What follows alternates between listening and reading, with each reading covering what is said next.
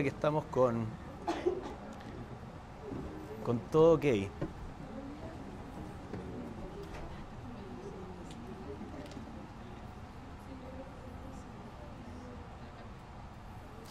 Bien, y comenzamos de esta manera una conversación que nos va a dar hartas luces digo nos, porque nos da luces como Escuela de Comunicaciones y Periodismo, y específicamente a cada uno de los estudiantes que están acá de cursos distintos, que de seguro va a mirar con ojos distintos también, diferenciados, el valor de esta conversación.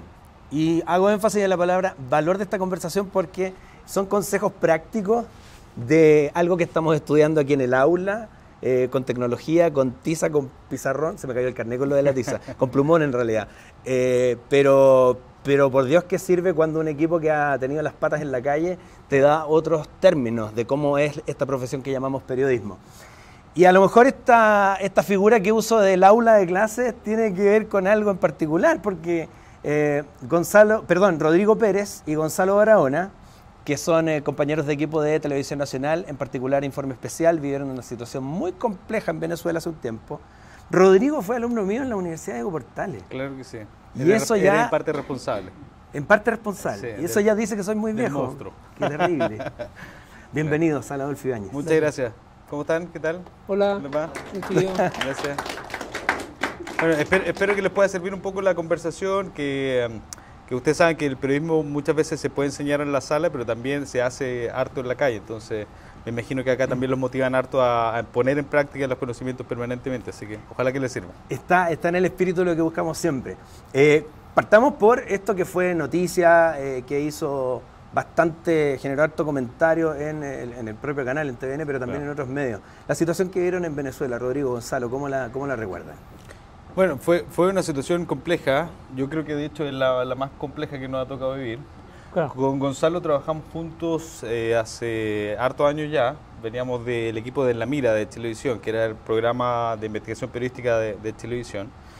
Nos cambiamos a TVN luego que nos llaman y en el trayecto hemos hecho varias cosas. No sé, hemos estado en escuelas de sicario en Colombia. Todo esto con cámara abierta siempre, entonces asumiendo riesgos también. En favela, en guerras también, en Gaza, en varios lugares de conflicto. En Siria, en México, en Juárez. Entonces hay una serie de situaciones de conflictos que a ti te llevan a un poco exacerbar este espíritu de equipo y que te va llenando el book de experiencia. Pero esta fue sumamente distinta porque nosotros en un momento perdimos el control de la situación. Y eso es lo que nosotros siempre tratamos de mantener. Yo puedo estar hablando con un narcotraficante, pero siempre voy a saber por dónde vamos a salir, qué es lo que vamos a hacer en caso de que esta cuestión se complique. Y con Gonzalo, como ya llevamos tantos años, es cosa de mirarnos y sabemos cuando ya nosotros hablamos del elástico. Cuando ya el elástico lo estiramos suficiente, ya hay que soltarlo. Por eso en un minuto dice, aquí paremos porque va a pasar algo. Claro. Pero en el caso de Venezuela, una vez que somos detenidos por el SEBIN, que ahí es súper importante aclarar una cosa, nosotros no estábamos trabajando cuando somos detenidos. Nosotros estábamos en el hotel, habíamos terminado de hacer un despacho para el Central, habíamos denunciado 24 horas antes las prácticas en contra de los derechos humanos del SEBIN, de esta policía política. Habíamos tenido una entrevista con Juan Guaidó, el presidente que la oposición ha proclamado en contra de Nicolás Maduro, y creemos que por esas razones también el SEBIN ya nos tenía un poco en la mira. Salimos a comer con unos amigos venezolanos. Los periodistas igual. Claro, periodistas. Periodistas de medios de oposición, que eso también fue súper importante. Y ellos nos hacen un pequeño tour por la ciudad de Caracas, que en la noche está totalmente abandonada, específicamente el centro. Y yo veo un grupo de personas que en la noche en Caracas no se ve nadie. Y esto fue, no sé, eran como 10 personas más o menos. Más o menos, sí. Que estaban en la calle. Entonces yo digo, sin cámara, sin nada, digo, ¿me puedo bajar a conversar simplemente porque me llama la atención que estén acá, solamente 10 personas, qué es lo que están haciendo? Por la curiosidad que tenemos los periodistas nada más, fuera del horario laboral y todo.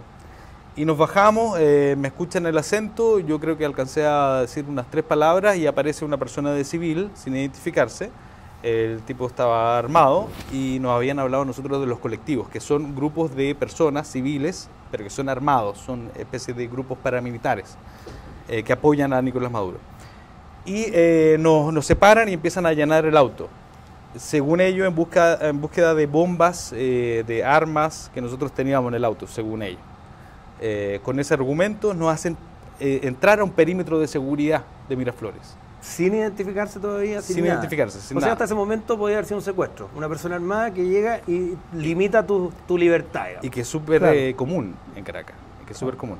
Entonces la historia se empieza a contar, la historia oficial de Nicolás Maduro, de todo el grupo que lo rodea, se empieza a contar desde ahí. Y empiezan a contar que nosotros estábamos en un perímetro de seguridad y por eso entonces nos detienen. Pero son ellos mismos los que nos hacen traspasar ese perímetro de seguridad. Es más, cuando nosotros llegamos a Chile, les exigimos que, bueno, si esa es la verdad, Miraflores está lleno de cámaras. Durante, no sé, de 24 horas todo el perímetro está sumamente vigilado. Entonces nosotros decíamos, bueno, que muestren las imágenes de cuando nosotros estábamos grabando, se supone, en Miraflores. Esas imágenes evidentemente no existen, porque nunca fue así. Luego de eso... Miraflores, digamos, es el sector del Palacio de Gobierno. Como si fuera la moneda y los alrededores, claro. Para hacer la historia corta, porque la historia es bien larga, nos tuvieron cerca de 4 horas parados, luego nos hacen pasar, bueno, nos quitan las identificaciones, los teléfonos todavía los teníamos, pero no los podíamos tocar. Es entonces cuando uno de los periodistas emite una alerta para el resto de los periodistas que tienen una especie de grupo en WhatsApp y les manda un mensaje diciendo estamos detenidos en el Palacio de Miraflores. Nosotros empezamos a describir esta situación porque tenían una llamada abierta. Entonces yo empiezo a preguntarle a la periodista que tenía esta llamada abierta para que no se diera cuenta el resto de militares que ella estaba traspasando información. Bueno, entre paréntesis, a todo esto, para que vean un poquito el contexto del escenario, mientras estábamos en un rincón, lo pasaron las vallas papales, porque eran unas vallas papales, claro. Y una especie de trinchera, habían jóvenes así como usted, como nosotros, aún, vestidos de militares, y llega un trato también hacia ellos que nos llamó la atención, que llegó uno más chico, sí, claro. Y llega dando órdenes, y tú, ¿por qué tienes párate aquí? Y eran jóvenes, niños que también están bajo todo este sistema de presión militar también, y uno entiende también que está como una especie de toque de queda, de guerra, tú ves estas trincheras, ves esta gente, entonces tú te empiezas como allá como no sabes qué va a pasar. A preocupar. Claro, porque estás en un terreno que ya estás viendo trincheras, estás viendo un arma ya de muy grueso calibre, donde ellos están ahí, entonces tú decís, ¿qué va a pasar? ¿Qué va a pasar? Porque te tienen prácticamente en un rincón y no sabes de nada, ¿cachai? No te dejan ocupar tus teléfonos, nada. Tomándome el contexto de la ilustración que nos haces de esa escena, de cómo nos describe, ¿eso se veía en cualquier calle de Venezuela o en particular aquí en este escenario porque era una zona de gobierno, digamos, el edificio, el Palacio de Gobierno al lado? El centro principalmente es la parte administrativa, entonces están todos los... Es como acá, está la moneda, está el Ministerio de Justicia, están toda la administración del Estado concentrada en un barrio. Entonces tú veías, para que se hagan una idea, y eso es súper buena esa imagen porque no la pudimos mostrar, claro. Son trincheras como las que uno ve en la guerra. Sí. Son fierros cruzados con alambre de púas, sacos en el suelo y gente con armamento largo apostado ahí esperando a disparar. Claro. Y son todos jóvenes, eso es lo que quiero decir. O sea, la Alemania del muro de Berlín. Sí, claro. ese es el escenario. Una foto. Es el escenario. Sí. Nos hacen pasar entonces al otro lado de la trinchera, nos tienen ahí durante un tiempo, emitimos este llamado. Y luego de mucho tiempo de nosotros preguntar, bueno, ¿cuándo va a terminar este control de identidad? Porque eso es lo que estaban haciendo, se suponía. De haber preguntado muchas veces eso, nos hacen pasar a las oficinas del SEBIN, que eso ya está dentro del Palacio de Miraflores. Como si tú entraras a la moneda y en la moneda hay un cuartel secreto de la policía, de la policía política. Policía de inteligencia y contrainteligencia, creo. Claro. Que hay una escalera en segundo piso y está todo este sistema arriba de donde te interrogan, claro. Donde están todas estas cosas que ocupan ellos como para poder sacarte un poco más de información, claro. De una forma más privada y que no estés tampoco exponiéndose a que alguien te escuche afuera o que ellos caigan en un error. Y todavía en ese tránsito que los llevan al Palacio de Gobierno, ya un lugar oficial, ¿todavía no ves un uniforme en esta gente, un documento que diga yo pertenezco a y por eso te estoy llevando a tal lugar? No, nunca vimos una credencial. Nada, nunca nos dijeron los nombres, el SEBIN se viste de civil. Entonces son personas comunes y corrientes que tú las ves armadas y que tú entiendes que son de la policía porque, bueno, está en Miraflores, entonces algo institucional deben ser. Y los militares, los uniformados, estaban bajo las órdenes de ellos. Entonces, Cuando nos pasan a la oficina del SEBIN ya son puros civiles. Y ahí empiezan los interrogatorios. Interrogatorios larguísimos que... nada. ¿Cuánto tiempo estamos hablando ahí? ¿Cuánto tiempo nosotros ya estábamos ahí? En el interrogatorio. No, retienen. hubo varios. No, hubo varios. Los interrogatorios, yo me acuerdo del último mío de haber durado 2 horas más o menos. ¿Y de ahí pasan dónde? Estuvimos todo el tiempo en las oficinas del SEBIN. Claro, y separados también, pues uno allá, otro acá, para que no habláramos, no juntáramos información. Ya no teníamos los celulares, empiezan a examinar nuestros celulares, dicen que lo van a llevar a un laboratorio. Entendemos que ahí entonces se meten a nuestros correos y todo. Bueno, cuando nos entregaron los celulares de vuelta, mi celular tiene identificación de huella, de rostro y todo, y una clave también. Y ya estaba totalmente desbloqueado. Habían visto mis correos, Hackeado, todo. literal. Claro. Claro. Entonces yo tenía mis redes sociales también, pues también intervinieron mi Facebook, mi Instagram, porque tú cuando tienes tu celular no tienes para qué poner el cable, porque como todos tenemos ya acceso directo. Y te lo mostré, te comenté eso también. Pusieron mi segundo apellido y mi segundo nombre. Entonces Le cambiaron el nombre. era para que Facebook. nadie me pudiera mandar un mensaje. En Facebook también fue algo súper raro. Entonces era como muy. Cambiaron toda esa información en la cual tú realmente por un mensaje texto, no sé, te busco, ponte tú por Facebook. Entonces tampoco podían ubicarme. Claro. Entonces inhabilitaron todo eso para que tú en un momento de pescar tu celular o te lo pasaran, tuvieras un actuar rápido para reaccionar. Hasta para eso fue todo muy preparado. Los videos también, yo tenía videos que perdí de mi familia, fotos, ¿Y tenían de todo. en sus aparatos móviles videos de reporteo? Yo había borrado todo. No. Yo en el tiempo que estábamos afuera de Miraflores, un militar se da vuelta y yo le digo a Gonzalo, lo miro. Gonzalo nos conocemos hace tanto tiempo que no necesitamos hablar. Entonces lo miro, Y empezamos- Gonzalo me tapa, Claro. yo pesco el celular y si tú te vas a la galería, apretáis un rato y aparece la opción de eliminar todo, así que lo alcancé a eliminar. Hicimos lo mismo con otro celular que teníamos también del canal. Del canal, claro. Bueno, y en los interrogatorios ya empieza una cosa bien bizarra que tiene que ver con cambios de estado de ánimo de ellos, que de repente eran sumamente duros, gritaban, después venían y se ponían a cantar y pedían que nosotros cantáramos el Puma Rodríguez. El Puma por Rodríguez, ejemplo. todavía me acuerdo de eso. Se ponían a bailar y luego de eso toman a Gonzalo y lo meten dentro de una sala y ese fue el peor interrogatorio que tuviste. Entonces, De hecho, fue en un momento, ahí fue súper, juegan como con las emociones, porque hablaban del Puma, hablaban de Viña. Oh, no, supe que estoy en Viña, y chamo para allá, qué buena. Y tú, ahí como que yo me reía de nervioso, porque era igual una persona que era bien pesado.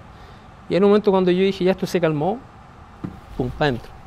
Entonces jugaban con las emociones, jugaban que en un momento te dejaban una tranquilidad y después te empezaban ¿En a algún por todos momento lados. pensaron, dentro de lo brutal que es, porque ya es agresivo que coarten tu libertad, que registren tu intimidad, ¿no? Tus teléfonos y otras cosas, pensar que podía haber llegado a ser una broma de mal gusto y que lo no, iban a para dejar ahí? nada. No, No, desde el no. principio tuvimos súper claro que esto iba en No. serio. O sea, el tono fue agresivo siempre. Sí, claro. De desde el hecho, principio. apenas entramos, nos meten en una sala los cuatro y nos hacen leer la constitución bolivariana y que depende Claro. de mí si ustedes yo los dejo irse a su país o los dejo acá.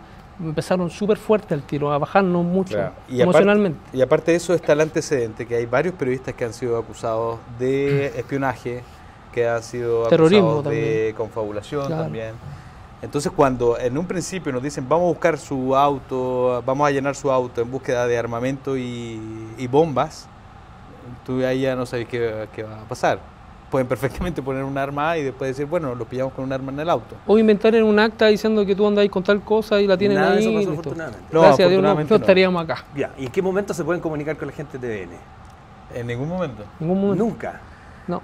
Nosotros, lo que tenemos entendido que acá en Chile sabían que estábamos en Miraflores y que estuvimos todo el tiempo ahí, cosa que tampoco fue así, porque yo creo que... Después viene lo otro que fue igual pesado también, lo de los Claro. de que nos sacaron en camioneta, nos pasearon. Pero antes de eso, hay un momento en donde estábamos en la oficina, no podíamos hablar y justo claro. abren una puerta y entra un agente del SEBIN y yo alcanzo a ver mi cara en la tele, de Venezuela. Entonces, la vi, no sé, 2 segundos. Y dije, entonces esto ya se sabe acá.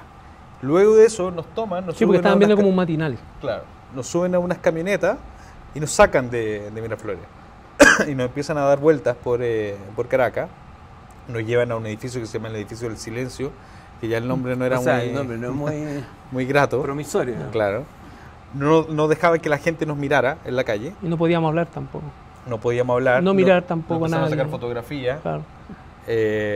Después nos bajaban en lugares, nos ponían contra la pared, sacaban fotografías, nos volvían a subir, nos llevan al aeropuerto en un momento, y yo dije, bueno, aquí nos van a soltar, las maletas y todo eso da lo mismo, yo quería que nos soltaran, nos van a soltar porque tomamos un vuelo, pero no fue así, reciben un llamado y el tipo el que estaba a cargo dice, ok, A su orden. procedo, o a su ok, orden. procedo entonces, tómenlo y se lo llevan de vuelta a Caracas. Y ahí nos subimos al auto de nuevo y nos fuimos a Caracas. Ahí pensamos, bueno, tú pensás lo peor, porque cuando ya, como decía, ya obedezco tu orden, tú te vas pensando muchas cosas, porque no podías Claro. hablar, vas ahí pensando en muchas Te cosas. tienen sometidos, sí, eso. Y te tienen sometido todo el rato, sí, no te dejan hacer nada. Usted Inhabilitado. tenía además el antecedente de un compañero de equipo, de lo que había pasado en algún momento con Patricio Núñez, cubriendo justamente en Venezuela. Que había pasado, claro, cuando él estaba en Claro. Canal 13, Claro. pero incluso si no hubiese pasado eso, no hubiese pensaron sido- una relación, como porque Pato después pasó Al al informe. equipo de usted, al informe Claro. especial, Sí. que ya informe especial pasa de ser una especie de enemigo de... No creo, porque a Patricio le ocurre esto cuando está en Canal 13, Ya. o sea, no tiene ningún vínculo con el informe especial. Y lo de Patricio fue que lo toman en la calle mientras él estaba grabando, si no me equivoco, Claro. una fila, y lo tienen 2 horas y lo llevan al aeropuerto. O sea, esto fue infinitamente... Cuando ya llevábamos más grande. 15 horas, Mm. nos traen una arepa para que comiéramos. Y yo ahí recién cambié mi actitud, porque hasta entonces mi actitud era sumamente dócil. Y yo no soy muy así, la verdad. Entonces yo, no, vamos a colaborar con el proceso, hagamos esto rápido. Cuando nos traen la arepa, yo le digo, no voy a comer. Me dice, no, pero come, chamo. Le digo, no, esto significa que yo voy a estar mucho más tiempo acá. Por eso me estás alimentando. Y no me has dicho todavía por qué estoy acá, bajo qué razón, ni tampoco me has dejado hacer una llamada a la embajada, ni a mi familia, y ya nosotros lo habíamos pedido infinitas veces. Entonces ahí rechazo la comida y ahí todo el ambiente cambió. Sí. Ahí nos separan, hasta entonces estaban los venezolanos, los amigos de nosotros. Los toman a ellos, los sacan de donde estábamos nosotros y no los vemos más. Y ahí nos damos cuenta que estábamos en problemas. No sabíamos si estaban en libertad, si lo habían llevado a alguna cárcel, no teníamos idea. Y nos dejan en un pasillo, y aquí hay un montón de interpretaciones cuando yo le comento esto a la gente, pero nos dejan en un pasillo con una ventana abierta. Y era lo único que nosotros habíamos visto de libertad. Esto era un ¿Ventana que segundo daba piso. hacia dónde? ¿Qué es Da- lo que veían ahí? Hace un patio, Un y patio. una puerta que tú podías saltar y ir a la calle, pero Claro. tenía fácil un par de metros. Claro, Y un tú árbol, me acuerdo, siempre me acuerdo de ese Claro. árbol. O sea, de hecho, eso fue lo que empezamos sin hablar, eso fue lo que empezamos a cranear. Es difícil entenderlo cuando no lo has vivido, pero ya hay un momento de presión máxima, de sensación de estar totalmente inhabilitado de cualquier cosa. No puedes ni siquiera comunicarte, entonces, sin tomar agua. Bueno, entonces empezamos a analizar qué pasa si saltamos hacia el árbol y corremos por el patio y saltamos ese muro. O sea, en ese punto ya ustedes creían que por la vía natural no había nada que hacer. No había nada. Sí, ese fue un momento en que tú pensáis que jamás en la vida también va a llegar esa instancia de que la cabeza, la mente, Claro. decir ya está, hasta aquí llegamos. No nos van a Porque, soltar. claro, o viene lo peor, Y ¿cachai? eso, y lo que se viene, Lo que va a se ser viene es peor, porque ya lo estaban dejando nosotros como muy diminuto, Claro. te sentéis casi una hormiga. Eso pasa, que te hacen sentir como una hormiga, porque tú eres muy chico y ellos son ya... Claro. En cualquier momento te ponían la pata y jodiste. Y yo ¿cachai? cuando miro por la ventana, me doy cuenta que empiezan a pasar cuadrillas de militares. Claro, Entonces yo lo quedo mirando a Gonzalo, diciéndole solamente con la mirada, si saltamos nos van a matar. Entonces no saltes, porque si tú saltas yo voy a saltar.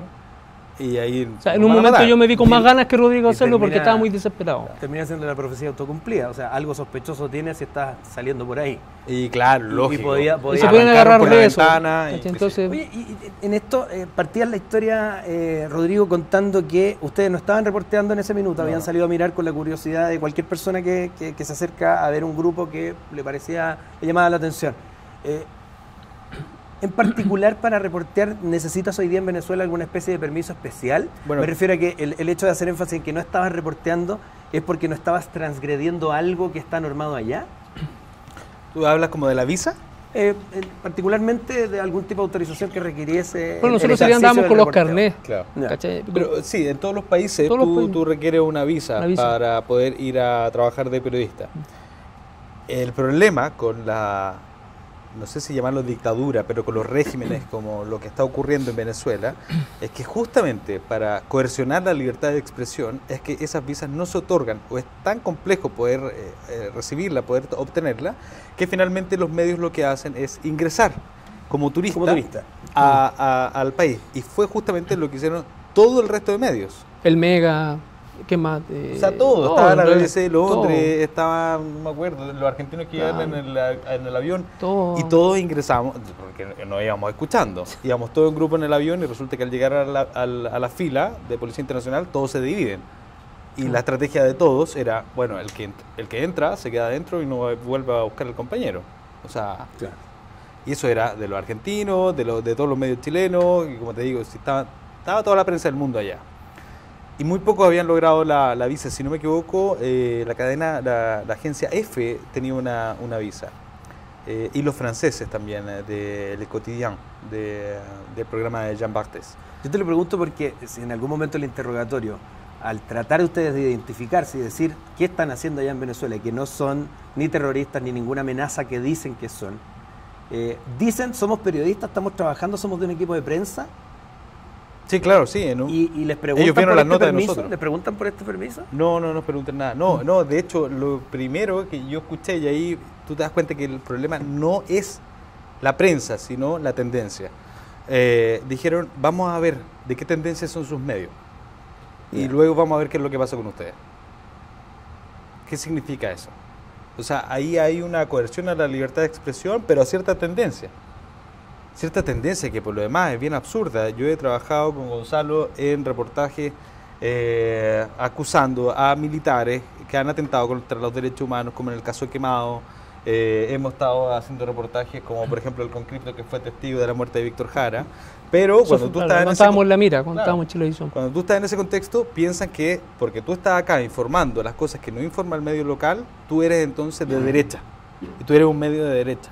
Claro. Y más encima, claro, el presidente de Chile, un presidente de derecha. Y este es el canal del Estado. Claro. Entonces, finalmente, es un medio de derecha. No tiene que ver con eso el periodismo. Tiene que ver con mostrar y ojalá tener acceso a las cosas que no se están viendo permanentemente. Y en Venezuela no existe una libertad de expresión como la que han hablado. Salió un video por ahí, por ejemplo, de una periodista chilena que había estado en Venezuela, que está viviendo en Venezuela, Sí. y que ella decía, bueno, aquí hay total libertad de expresión, yo estoy grabando, hay policía atrás, y bueno, o sea, qué bueno que ella tenga libertad de expresión.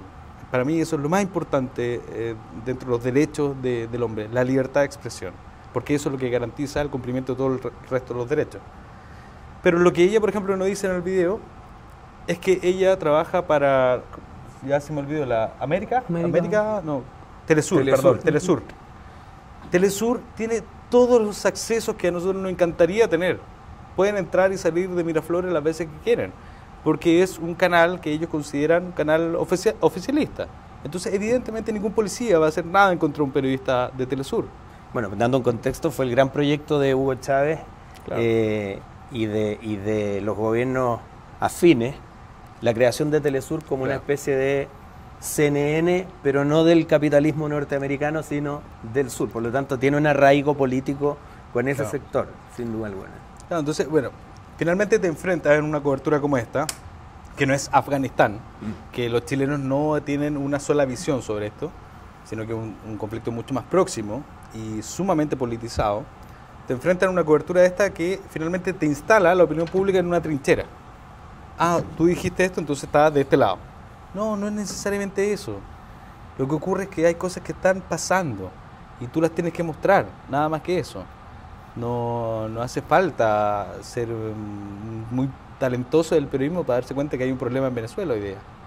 Solamente para complementar algo, yo en el año 2006 estuve en el cierre de Radio Caracas Televisión cubriendo para Canal 13 y justamente el entonces ministro de Comunicaciones de Venezuela, William Lara, nos reúne a todos en un hotel que era parte de una actividad en que recibían a la prensa internacional, y se pelea Lara con el periodista de Diario Reforma de México y dice: este mensaje va para todos los periodistas de acá. Si no descubren de la manera que indica la Constitución y léanla, nos regalaron la Constitución a cada uno, así un librito chico, o no vuelven a entrar a Venezuela o no salen de Venezuela. Y a mí, de partida el discurso fue muy brutal, nunca lo había escuchado en alguna cobertura que me tocó hacer incluso después con los años, pero lo traigo a colación justamente porque fue casi el punto de partida de un trato a la prensa internacional bien particular y que a lo mejor en el caso de ustedes ya llega a su punto más álgido, me imagino. Sí, claro, lo de la Constitución, lo decía Gonzalo también, a nosotros nos leen la Constitución en el momento que somos detenidos, que nos llevan a la oficina, nos leen la Constitución prácticamente completa. Bolivariana. Porque nosotros teníamos que hacer lo que decía la Constitución. Claro. Entonces, bueno, tú ahí dices, bueno, aquí no hay mucha libertad para hacer muchas cosas. Quiero cerrar esta parte para poder dar pie a los comentarios y preguntas que tengan los estudiantes con un balance que pueden hacer ustedes o entregarnos ciertas luces ya desde el ejercicio reporteril. Como equipo de prensa, donde tú decías, nosotros nos miramos y ya sabemos para dónde va la micro, sabemos lo que hay que hacer. ¿Qué tan relevante es el trabajo en equipo cuando estamos en este tipo de cobertura? Cuando los códigos incluso de comunicación no verbal son fundamentales para poder sacar adelante un reporteo. Y no solamente lo que pasó aquí en Venezuela, sino en la historia de reporteos que llevan hacia atrás y en otros escenarios que nos plantean al comienzo. Bueno, yo no soy periodista, soy comunicador audiovisual, y Rodrigo es periodista, para que hagamos un poquito la diferencia, para explicar un poco más claro el tema, por qué es tan importante. Nosotros con Rodrigo, o sea, es importante el código entre periodista o camarógrafo o audiovisual, como ustedes lo llaman, para un equipo en general. Muchas veces tú estás en situaciones muy complejas que tú puedes ir muy seguro a tu pauta o a terreno, donde prácticamente tú hiciste un estudio, pero de repente pasa que el terreno te cambia todo. Y ahí van todas las miradas.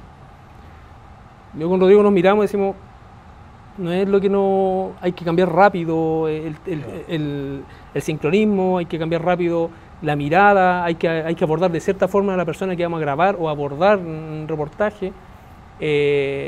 Y eso se va ganando con el tiempo, con los años, con la confianza que tengan ustedes también con equipo, porque acá nosotros, desde el que maneja, desde el pañolero, el que maneja y está, todos son un equipo, Claro. todos son un equipo, porque sin el pañolero tú no puedes salir a reportear, no puedes sacar una cámara, sin el camarógrafo no puedes grabar, sin el periodista no puedes hacer las preguntas, es todo un núcleo, aquí no es solamente el periodista, acá son todo un equipo, que es súper fundamental en este aspecto, porque un error te puede llevar a perder un gran acierto, ¿cachai? O a perder la vida también. Si eso, y a también perder la vida. Sí, hemos estado muchas veces cerca de eso, hemos estado en situaciones súper complejas, hemos estado en Colombia, en La Legua, hemos estado en todos lados, no estigmatizando tampoco las leguas, o sea, vive gente como todos nosotros, como cualquiera, pero sí hay personas o escenarios que te puede cambiar, no sé, un operativo, y lo puede hacer todo mucho más difícil. Pero yo creo que también esto es súper fácil de aterrizar. Cuando ustedes hacen un trabajo en grupo, tú necesitas confiar en el de al lado. Claro. Porque no puedes estar chequeando toda la información que te entregó para hacer justamente ese capítulo del trabajo.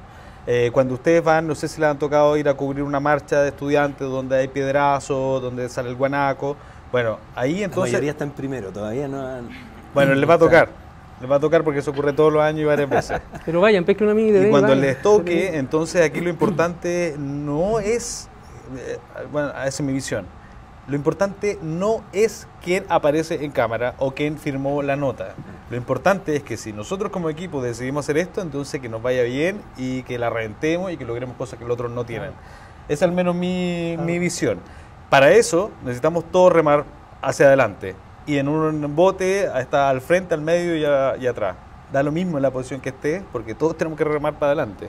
Entonces vamos siempre, a llegar todos a buen puerto si es que remamos todos. Y siempre, de repente, cuando tú ya tienes un escenario ya controlado, si puedes buscar un poquito más allá, buscar un poquito más allá, pero con cierto recuerdo. Entonces, ese poquito que tú vayas más allá va a ser un acierto tuyo que no lo va a tener nadie más. A eso hay que jugar, a competir. No porque tú tengas una nota o tengas una grabación, quedarse con eso y decir, ya lo tengo todo. No, hay que seguir, porque esos son los grandes golpes. Seguir, si de repente, no sé, pasan 2 o 3 horas, tenía hambre, aguántate media hora más, porque en esa media hora más puedes salir y lo vayas a tener. Claro. Y vas a llegar perfectamente a comer a tu casa, a tomar agua, porque así pensamos nosotros, y así el escenario te lo da. Nosotros pasamos muchas veces 8 horas arriba de un auto, 8 horas sentado en una plaza, Rodrigo allá, yo acá, mirándonos, salió, sí, pesca el auto, yo lo sigo, yo me bajo a la micro, sigo en la micro, toma el metro y como es como un sabueso, no soltarlo. Sí, ahí, la verdad es que el equipo es una de eso cuestión se trata. fundamental. Por eso, disculpa, claro. por eso Sí. es fundamental el equipo. Solo lo puedes hacer, pero no vas a llegar más allá. Y tiene que ver incluso en situaciones límite. Yo recordaba palabras de, mientras estabas contando esto, Gonzalo, de un colega nuestro, que también es camarógrafo, Carlos Caco Ugarte, que recuerdo que hace varios años ya me decía, mira, estábamos en una marcha en Venezuela justamente, me decía, mira, yo veo solamente por el lente de la cámara. Tengo que cerrar un ojo para ver por el lente de la cámara. Claro. No veo lo que está pasando detrás mío. Claro. Es como los Entonces, sniper. exacto. Entonces, yo en algún momento, si esta marcha se vuelve compleja, voy a tener visión de esto, tratar de captar las mejores imágenes para nuestra nota, pero tú me tenés que contar lo que hay a la espalda. Lógico. Bueno, quedó un descalabro más o menos, y lo que habíamos acordado en una conversación previa era, en el relato mío periodístico, contar el entorno. A espaldas de nosotros está pasando tal cosa, y entonces él como camarógrafo sabía qué hoja de ruta seguir, Claro. con un punto ciego, que yo lo encontré pero fundamental. La idea fue de Caco, y fue la manera en que yo entendí, por lo menos en la práctica, Claro. que los códigos de un equipo son fundamentales. Solamente para reforzar lo que dicen ustedes y para entrar en un tema que es delicado desde la industria de la televisión. Mientras se achican los equipos y le dicen a los nuevos periodistas, aprende a hacer cámara, aprende a hacer sonido, aprende a editar, aprende a hacer todo. ¿Cómo lo ven ustedes, sabiendo el valor que tiene que sean más de uno? Mira, yo creo que es inevitable que vaya para allá la situación. Entonces, mientras más preparados estén, va a ser mucho más fácil poder encontrar trabajo y tener un plus sobre sus compañeros que van a postular al mismo empleo. Pero lo más rico de la televisión es el equipo.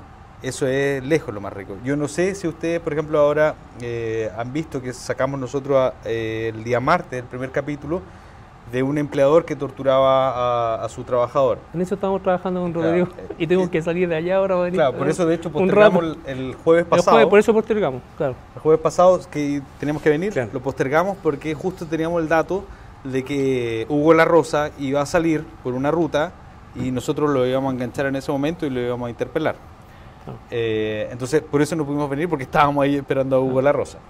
Bueno, ese trabajo que ustedes lo ven, por ejemplo, hoy día, y está Iván, ahora estaba en el matinal, creo que tiene que haber salido hace poquito rato, lo hicimos en un equipo en donde, no sé, bueno, nosotros hicimos una gran parte, hay un montón de otras personas que están trabajando, pero si tú les preguntas a cada uno, a nadie le interesa que salga Iván contando que es el reportaje de Iván Núñez, etcétera. ¿Por qué? Porque estábamos tan contentos de que la cuestión hubiese funcionado, de que lo sacamos al aire, a pesar de lo complejo que era esto, porque son imágenes fuertes, porque son acusaciones sumamente complejas, porque teníamos vacíos legales que teníamos que cubrir rápidamente, porque la víctima estaba muy afectada, entonces teníamos que tener una contención, teníamos que tener apoyo del gobierno para poder encontrarle un empleo, pagar los estudios universitarios a la hija. O sea, es algo tan complejo de lo que hay detrás de esta nota, que cada vez que uno de nosotros iba logrando algo, por ejemplo, ya tenemos los estudios universitarios pagados para la hija, era un alivio para todo. Entonces, cuando esto sale al aire y no tenemos ningún problema y la víctima está resguardada, hay cerca de 5 policías afuera de su casa, el gobierno se hizo parte con una querella. Hoy día vamos a presentar el tercer capítulo de esto, en donde vamos a hablar sobre todo el conflicto laboral. Uno va sintiendo esos pequeños éxitos que al final te dan la épica del equipo. TVN, y ustedes lo saben, ha estado sumamente golpeado, y eso hace que también las personas se vayan disgregando.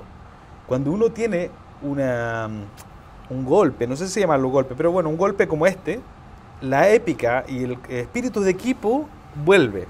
Y levantarse todos los días e ir a trabajar a ese ambiente, eso para mí, disculpen la palabra, pero para mí es la raja.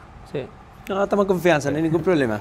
Y por eso te digo que es gratificante trabajar en equipo. Ya no solamente llevarse uno como, yo me llevo los créditos de esto. No, todos son un equipo, todos son un equipo, y eso es fundamental. Si tú me dices a mí, para mí es un gran error que solamente una persona haga todo después.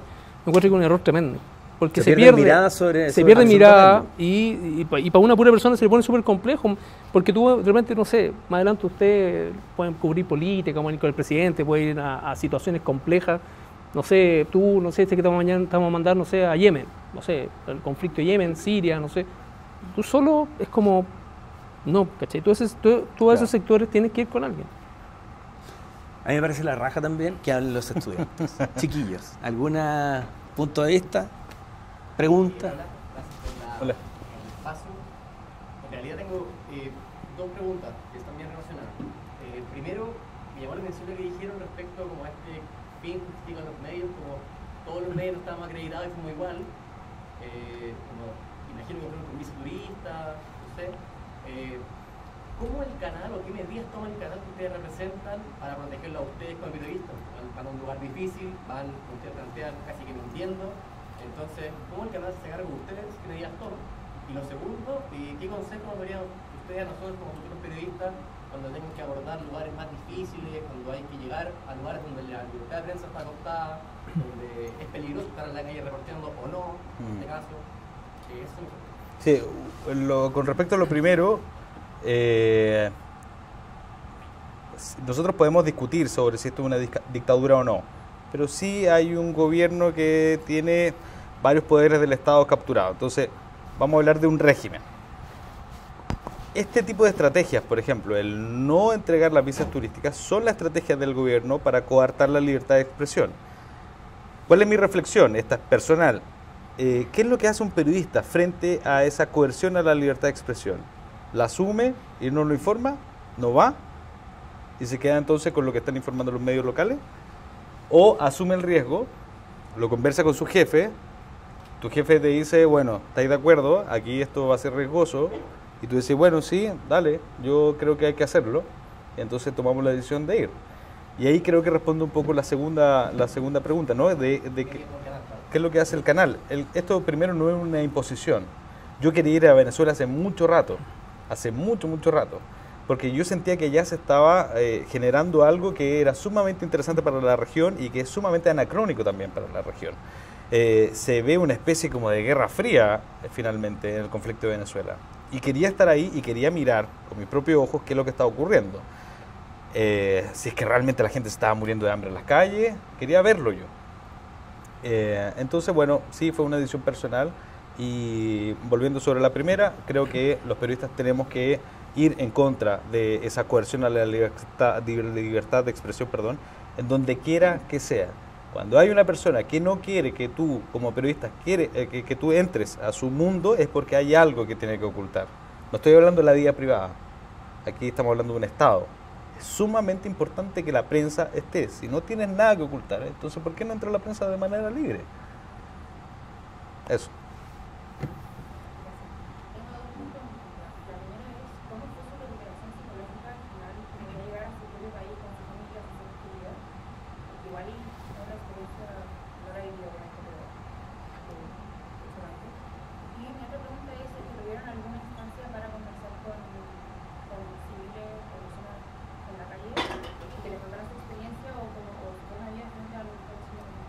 Allá en Venezuela.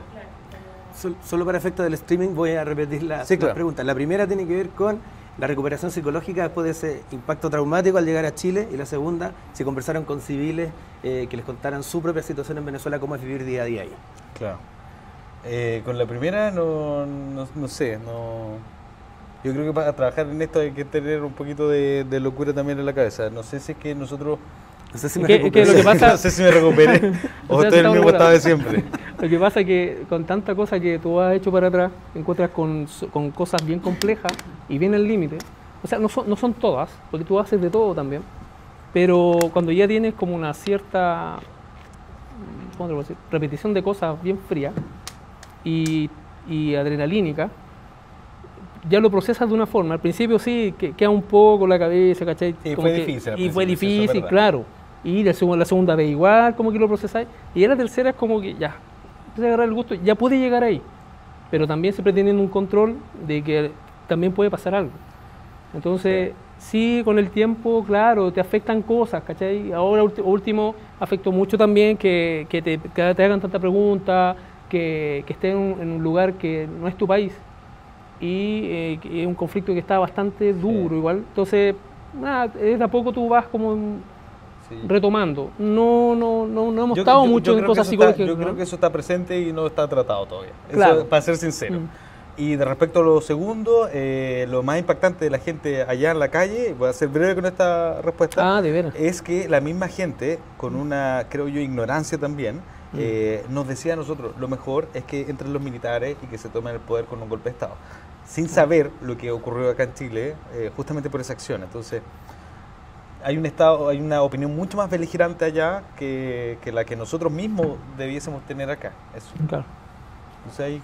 ¿Alguien más? Ustedes mencionaban que tenían contacto con periodistas de Venezuela. Ajá. Entonces, como un par de preguntas que se relacionan con eso.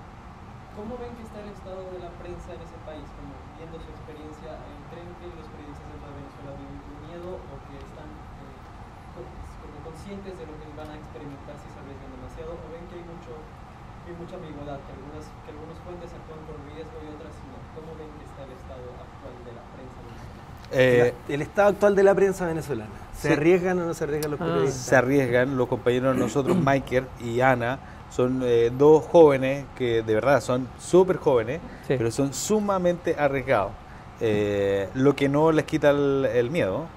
Luego de la experiencia que vivieron con nosotros, estuvieron cerca de 2 semanas que no salieron a la casa porque nos contaban que habían autos que lo iban a vigilar a sus domicilios, tenían todos sus datos. Entonces la libertad de prensa, ya lo hemos dicho, es sumamente compleja y los riesgos para los periodistas también son altos. Es cosa de que ustedes tomen su Twitter, busquen la cuenta de la Asociación Nacional de Periodistas de Venezuela y publican todos los días, no sé, 3 detenidos, incomunicados por supuesto, y luego sus liberaciones. Es un riesgo permanente, eso es un riesgo permanente. ¿Ven que ese estado de miedo vaya a mejorar pronto o que ven que va a detenerse? No, yo creo que no va a mejorar pronto. No hay forma todavía. Vamos aquí y acá, y ahí estamos para que estén en orden. Vicente, ¿no? Sí. Aprovechando y pensando el tema, un rol fundamental del periodista es el de resguardar la democracia y fiscalizarla. Y con esto presente, y considerando que Venezuela está bajo un régimen represor hablando de Nicolás Maduro, ¿qué posición debe adoptar el periodista ante un personaje como Juan Guaidó, que se presenta como presidente chileno?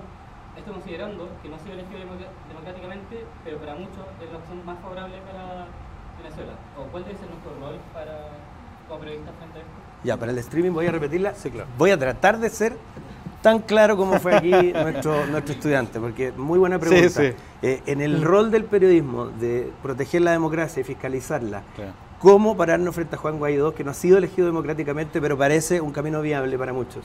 Bueno, aquí a lo mejor tú tienes una posición distinta. Yo creo que nosotros no tenemos que adoptar una posición frente a Juan Guaidó. Nosotros tenemos que consignar lo que está ocurriendo. Lo que está ocurriendo es que la Asamblea Nacional tomó al presidente de esa asamblea y lo proclamó, según ellos, basado en la Constitución, como el presidente de Venezuela. Nuestra posición frente a eso no tiene que ser ni favorable ni tampoco de rechazo, sino que solamente consignar lo que está ocurriendo. Hoy día hay 2 presidentes y que están tratando de llevar el país de manera bien errática, porque finalmente Juan Guaidó tampoco tiene las instalaciones, no tiene a su mando el ejército, dice que lo tiene, pero finalmente no, en lo concreto no es así, ¿no? No tiene un palacio de gobierno hoy día.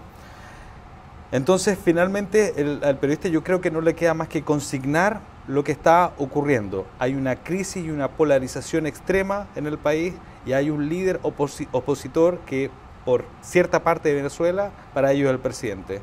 Yo creo que hay que consignarlo de esa manera, no adoptar una posición frente a eso.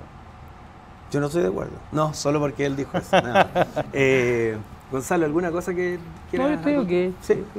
Y teníamos finalmente... Buenos días. Legalmente hablando, ¿ustedes tomaron alguna acción o es en este momento imposible tomar alguna acción legal? ¿Tomaron acciones legales? Contra el ¿Contra el SEBIN, SEBIN? que nos detuvieron. Sí. No, yo creo que es prácticamente imposible eso. Hace poco tiempo, creo que, no sé, debe haber pasado un mes quizás de nuestra detención, detuvieron a Jorge Ramos, periodista sumamente reconocido de la cadena Univisión. Nosotros estuvimos también en contacto porque vivió una situación más o menos similar, entonces justamente hablábamos de ese punto. Y la decisión que tomó Univisión y Jorge Ramos también fue, bueno, esto ya pasó, consignemos lo que ocurrió, contemos la historia, pero iniciar una acción legal es prácticamente imposible en instituciones que están totalmente manejadas por hoy día Nicolás Maduro. Solo como contexto, Jorge Ramos es uno de los periodistas que más se opuso a la campaña de Donald Trump, por lo tanto no podría alegarse que defiende los intereses de Estados Unidos. No, para nada. Es un periodista de origen mexicano que tiene una fuerte influencia en la comunidad hispana, que ha tenido este papel oponiéndose a Donald Trump, que fue uno de los grandes críticos del muro con México. De hecho, Trump lo echó de una conferencia. Lo echó, y en este caso en particular en una entrevista que le molesta a Nicolás Maduro, que se va de la entrevista sin dar una respuesta ante algo que lo incomoda. No solamente lo retienen al equipo de Ramos, sino además les quitan el material y no tienen nada. Claro. Pero la historia se cuenta igual. Claro. Y para cerrar me gustaría tomarme de eso y de la situación de ustedes. Disculpa que tenía una pregunta por acá. ¿Quién tiene Disculpa una que te pregunta interrumpa. Es que voy a hacer... ya. No, mentira. Dale. ¿Qué tan estudiados los tenían a ustedes las autoridades de Venezuela? Como que ellos sabían que ustedes iban a tomar información real y al final compartirla con los que no sabían qué estaba pasando tanto realmente. Nosotros en un principio llegamos al aeropuerto, nos subimos al auto y hicimos el primer despacho, Claro. que duró varios minutos en el auto, por internet. Si apenas llegamos, Claro. el auto, claro, fue ¿cuánto? En la ruta. En la ruta. Saliendo del aeropuerto hicimos el primer despacho. Primer despacho. Y logramos entrar, estamos acá, etcétera, etcétera. Luego de eso tiene que haber pasado una hora y la señal de TVN, hicimos dos despachos. Alcanzamos a hacer dos despachos y a la hora la señal de TVN la bajaron de, Ellos allá. de Venezuela. Entonces nosotros entendimos en ese momento que ya sabían que nosotros estábamos adentro Nuestra entrada ya. y que íbamos a mostrar cosas que se iba a ver en Venezuela, pero que ellos no podían manejar. Claro. Entonces, bueno, hay una entidad que no me acuerdo, es como el Ministerio de las Comunicaciones, emite una carta al canal, porque el canal pregunta, bueno, ¿qué es lo que pasó con nuestra señal? Y emiten una carta diciendo que no, que la señal la habían bajado y que todavía no tenían razones No claras. hay problema. Ni tampoco, no, pero no tenían razones claras Ya, y tampoco claro. sabían cuándo le iban a reponer. En ese momento nosotros supimos que ellos sabían que estábamos adentro. De ahí para adelante fue el correcamino. Claro. La diferencia es que acá sí nos pilló el... Lo que pasa es que igual, Coyote. no sé, después fuimos un día a una población, como se llama Petares, Claro. a una zona que igual, donde mostraste que igual estaba un poco complicado el tema, Claro. y más los móviles que hacíamos, Rodrigo también en pantalla. Entonces ya había ya está ahí expuesto, ya aquí en cualquier momento, no sé, tú no sabes cuándo, porque como andan de civil, tú no caché quién está al lado tuyo. Claro. Entonces, claro, estás todo el rato pensando qué onda con esto, porque si te pillan grabando, te deportan. Eso era. Sí, de eso quería preguntarles sobre la historia de Jorge Ramos, que no había material pero decidió contarla, Claro. y se Claro. convierte en noticia, el equipo de reporteros. En el caso de ustedes pasa algo similar. ¿Cómo vivir esa dualidad? Yo no soy la noticia, me han formado para no ser la noticia, Claro. pero en un momento me transformo en ella. Eso yo creo que es lo más complicado y ahí tiene que ver un poco con lo que estaba preguntando delante, de esta cuestión psicológica. Claro. Nosotros tomamos el avión de vuelta pensando de que esta vaya a ser la historia de TVN, nada más. Se abre el ascensor y resulta que está la autoridad, está el canciller, están todos los medios y tenemos que contar esta historia. Bueno, no es lo que uno busca finalmente. Pero bueno, es quizás también parte de la realidad que se está viendo ya. Entonces, también quizás forma parte de la noticia. Pero es complejo manejarlo. Es súper complejo Disculpa, manejarlo. había igual un poco de preparación porque yo pude prender mi celular recién en Panamá, Claro, porque ya estábamos más seguros, que no podíamos hacer nada antes. Entonces en ese rato que tú estás en el avión, te da un poco de roaming o wifi, de lo que te quede, y hay una cantidad de mensajes, una cantidad de cosas que había pasado a esa hora que Claro. estuvimos, que tú hasta ahí recién como que te tomáis el peso al tema y después decís, chuta, ¿qué fue todo esto para atrás? Esa hora que estuvimos muy comunicados, Claro. no, hasta el momento no le tomabais el peso. Claro, después cuando llegué a tu país te encontré con buenos comentarios, malos comentarios, de todo. Claro. Pero lo importante es que uno llegó, está aquí para contarlo, como también, no sé, a lo mejor no podíamos haberlo no contado. Pero estamos acá Forma y parte de la realidad. y forma parte de la realidad, que es eso. Es simplemente lo que estamos contando y respondiéndole a sus preguntas. Y eso es. Bueno, me imagino que hay muchas inquietudes todavía. Ustedes tienen mucho trabajo por hacer, están en medio de una serie de reportajes, ya nos dijeron con una logística bien particular además, bien extensa. Quisiera cerrar destacando las preguntas de los estudiantes, la voluntad y la buena onda de ustedes al haber venido. Y por supuesto, ahí en el camino acósenlos con otras preguntas más mientras se van a trabajar los chiquillos. Gracias a ustedes. Gracias a ustedes. Muchas gracias. Y que le vaya bien, chiquillos. Sí, suerte. Todo el power. Todo el flow.